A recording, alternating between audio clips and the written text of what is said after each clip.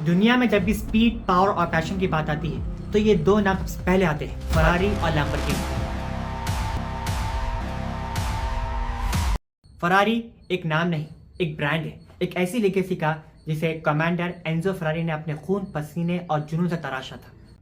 Lamborghini एक नाम जो सिर्फ कार नहीं, एक स्टेटमेंट है, बगावत का सिंबल और रेवोल्यूशन का फेस। एक रेजिंग बुल जो हमेशा रेडी रहता है लड़ने के लिए, किसी से भी और कभी भी। इनकी राइवलरी और इनकी दुश्मनी लीजेंडरी है, लेकिन याद रखना ये किसी रेस ट्रैक पर शुरू नहीं हुई थी। ये कहानी शुरू हुई थी एक खेत में, एक टूटे हुए क्लच से, एक बड़ी बेइज्जती से जिसने आग लगा दी। ये कहानी है एक ट्रैक्टर बनाने वाले की, जिसने दुनिया के सबसे बड़े ऑटो सम्राट को उसके घुटने पर लाने की कसम खा ली थी। सेकेंड वर्ल्ड वॉर के बाद इटाली एक नए दौर में कदम रख रहा था। एक तरफ बर्बादी थी तो दूसरी तरफ नए सपने बुनने का जज्बा, और इसी जज्बे के साथ निकले दो शैतानी दिमाग वाले जीनियस। पहले आते हैं एंजो फरारी, एक ऐसा आदमी जिसे सिर्फ एक चीज मैटर थी, जीत, सिर्फ जीत। उनके लिए गाड़ी बेचना एक जरूरत थी और एक मजबूरी थी, ताकि वो अपनी असली मोहब्बत, अपनी रेसिंग टीम स्क्यूडेरिया फरारी को फंड कर सके। It was a duel all the way between Ferraris and Maseratis, but Alberto Ascari, number 5, the 34-year-old Italian and world's champion driver, took the lead and held it in a Ferrari. Enzo अपने customers को ज़्यादा importance नहीं देते थे। उनका मानना ये था कि उनकी गाड़ी खरीद कर लोग उन पर नहीं बल्कि खुद पर एहसान कर रहे थे। एंजो फरारी एक डिक्टेटर थे, एक सम्राट थे, जिसके सामने बोलने में किसी के पास हिम्मत नहीं थी। उनका गुस्सा और उनका एरोगेंस इस गाड़ी की तरह फेमस था। और फिर आते हैं हमारे दूसरे खिलाड़ी फेरुचियो लैम्बोर्गिनी, जमीन से जुड़े हुए इंसान और एंजो से बिल्कुल अलग। फेरुचियो एक ब्रिलियंट मैकेनिक भी थे। वर्ल्ड वॉर 2 के बाद मिलिट्री के बेकार पड़े सामान से उन्होंने ट्रैक्टर्स बनाना शुरू किए, और देखते ही देखते लैम्बोर्गिनी ट्रैक्टरी इटाली की सबसे बड़ी कंपनीज में से एक बन गई। फेरुचियो अमीर बन चुके थे, उन्हें लाइफ की बेहतरीन चीजों का शौक था। उनके पास अल्फा रोमियोस, मजारिटीज एंड फरारीज जैसी बड़ी बड़ी गाड़ियां थी। फरारी 250 जीटी उनकी सबसे प्यारी गाड़ी थी, लेकिन एक प्रॉब्लम थी, बहुत बड़ी प्रॉब्लम। उसकी जो क्लच थी बार बार खराब हो जाती थी, और उसके रिपेयर के लिए उन्हें फरारी के हेडक्वार्टर्स मैरानेल्लो भेजना पड़ता था, और उसका बिल बहुत मोटा आता था, एंड वो थोड़े दिन बाद फिर से खराब हो जाती थी। एक दिन तंग आकर फेरुचियो ने डिसाइड किया कि वो खुद इस प्रॉब्लम को आजमाएंगे। आफ्टर ऑल वो एक मास्टर मैकेनिक थे। उन्होंने अपने बेस्ट मैकेनिक के साथ इस कार को खोला, और जब उन्होंने अपने क्लच असेंबली को देखा तो उनके होश उड़ गए। ये वही क्लच था, एग्जैक्टली वही क्लच था जो ट्रैक्टर में इस्तेमाल करते थे, जिससे फरारी उन्हें 10 गुना ज्यादा पैसे चार्ज करता था। उन्हें महसूस हुआ कि उन्हें बेवकूफ बनाया जा रहा है। लेकिन फेरुचियो लैम्बोर्गिनी गुस्सा होने वालों में से नहीं थे। वो अब प्रॉब्लम सॉल्वर थे। उन्हें लगा उनके पास एक बेहतर सोल्यूशन है, तो उन्होंने अपने ट्रैक्टर से क्लच निकाला और उसे मॉडिफाई किया, एंड उस क्लच को अपनी फरारी में फिट कर दिया। अब हो गई प्रॉब्लम सॉल्व। फिर उन्हें एक आइडिया आया, क्यों ना मैं इस आइडिया को एंजो फरारी के साथ डिस्कस करूं, शायद वो मेरी बात मान ले और उनकी गाड़ी भी बेहतर परफॉर्म करने लगे।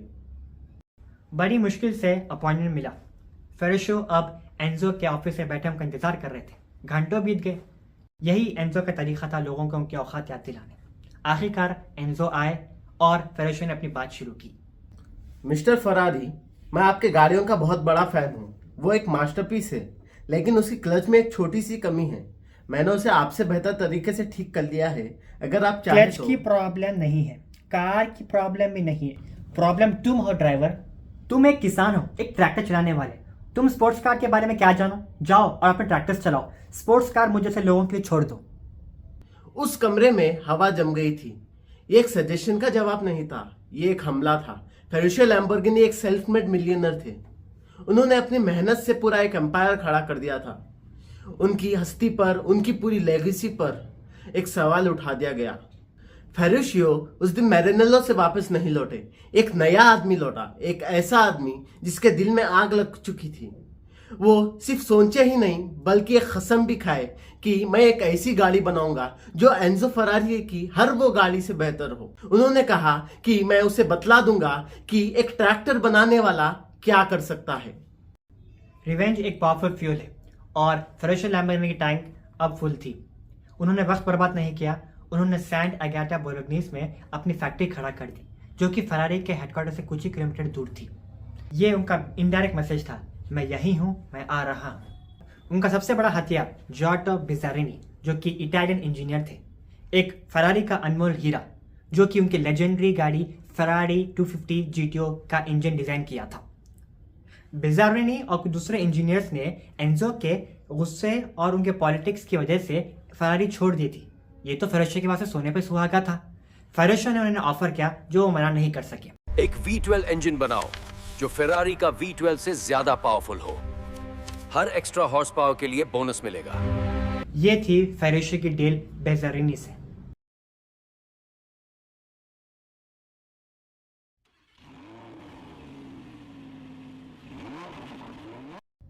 काम शुरू हुआ, दिन रात एक कर दिए गए।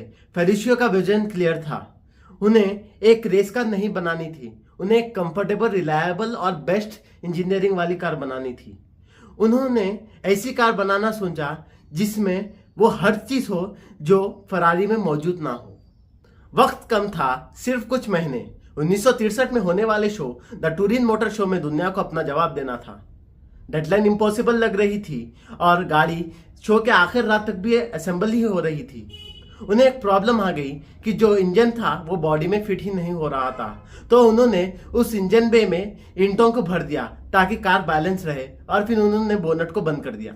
आखिर वो दिन आया, टूरिन मोटर शो 1963, जब पर्दा उठा, दुनिया देखती रह गई। सामने खड़ी थी लैम्बोर्गिनी 350 GTV, एक ऐसी मास्टरपीस जो फरारी से ज्यादा मॉडर्न थी और ज्यादा बोल्ड थी। इसके स्पेक्स ने तो कागज पर फरारी को धूल चढ़ा दिया था। ऑटोमोबाइल इंडस्ट्री पे भूचाल आ गया था। लोग परेशान थे कि एक ट्रैक्टर बनाने वाले ने सिर्फ 6 महीने में कैसी कार बना दी जो फरारी को टक्कर दे रहा था। एंजो फरारी खामोश थे, लेकिन मैरानेलो की दीवारों के पीछे एक भूचाल मच गया था। फेरुच्चो ने अपना पहला वार किया और वो भी निशाने पर था। 350 GT एक कमर्शियल सक्सेस थी। लैम्बोर्गिनी अब मार्केट में एक सीरियस प्लेयर बन चुका था, लेकिन फेरुच्चो का एक मास्टर स्ट्रोक आना अभी बाकी था। ये वो कदम था जो स्पोर्ट्स कार्स को हमेशा के लिए बदलने वाला था। फेरुच्चो लैम्बोर्गिनी की फैक्ट्री में कुछ यंग पैशनेट इंजीनियर्स थे जिनके दिमाग में एक रेवोल्यूशनरी आइडिया था। क्यों ना रोड कार्स को रेस कार्स में कन्वर्ट करी जाए। इसके लिए इंजन को फ्रंट साइड के बजाय मिडिल साइड में लगाना होता है। इसे कहते हैं मिड इंजन लेआउट। फेरुच्चो को आइडिया तो पसंद आया, लेकिन उन्हें लगा कि ये इनके ब्रांड के लग्जरी GT इमेज के वास्ते आवश्यक नहीं है। लेकिन उनके इंजीनियर्स ने रात भर छुप कर इस प्रोजेक्ट पर काम किया। फाइनली उन्होंने रोलिंग शैसिस बनाया और फेरुच्चो को दिखाया, जिससे कि वो इनकार नहीं कर सके। 1965 में ये रोलिंग शैसिस को डिस्प्ले किया गया। बॉडी तो नहीं बनाई गई थी, लेकिन फ्रेम, सस्पेंशन और इंजन बनाया गया था। इसका डिजाइन इतना रेडिकल था कि लोगों ने इसके बॉडी को देखे बगैर ही कार्स को ऑर्डर करना शुरू कर दिया। लेकिन अब इस रेवोल्यूशनरी फ्रेम के लिए एक रेवोल्यूशनरी बॉडी डिजाइन करनी थी। और फिर 1966 जेनेवा मोटर शो में एक बम्बा फटा। दुनिया ने ऐसी चीज पहले कभी नहीं देखी। ये एक कार नहीं थी, ये एक आर्ट फॉर्म थी। ये एक स्टेटमेंट था जिसका नाम था म्योरा। ये नाम स्पेन के सबसे खतरनाक और लड़ाकू बैलून पर दिया गया था। ये म्योरा आगे चलकर दुनिया के सबसे पहली सुपर पावर कार बनी। फरारी देखता रह गया।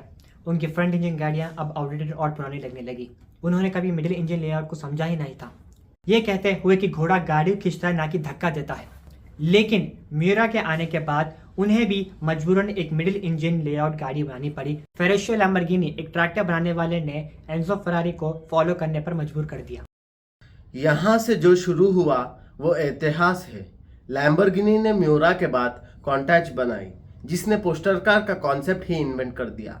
फिर डायब्लो और आज की मॉडर्न हाइपर कार्स। हर कार एक डिजाइन रेवोल्यूशन थी। फेरुच्चो लैम्बोर्गिनी ने कभी अपनी कार रेस में नहीं उतारी। उनका मकसद फरारी को रेस ट्रैक पर हराना था ही नहीं। उनका मकसद था दुनिया की सबसे बेहतरीन, सबसे डिजायरेबल रोड कार बनाना, और ये उन्होंने कर दिखाया। उनका बदला पूरा हो चुका था। आयरनिकली इस दुश्मनी ने दोनों ब्रांड्स को बेहतर बना दिया। लैम्बोर्गिनी के डर से फरारी ने ऐसी टेक्नोलॉजी और डिजाइन पुश की तो वो शायद कभी ना करते। फरारी को चेस करते करते लैम्बोर्गिनी ने अपनी एक अलग ही पहचान बना ली। तो अगली बार जब आप एक लैम्बोर्गिनी देखें, उसके ऑडेशियस डिज़ाइन और उसके इंजन की धाड़ सुने, तो याद रखिएगा वो सिर्फ एक कार नहीं है, वो एक कसम है, एक जिद है, एक किसान का उस सम्राट का जवाब है। ये इस बात का सबूत है कि कभी कभी एक छोटी सी बेइज्जती इतिहास की सबसे खूबसूरत चीज़ें बना सकती है।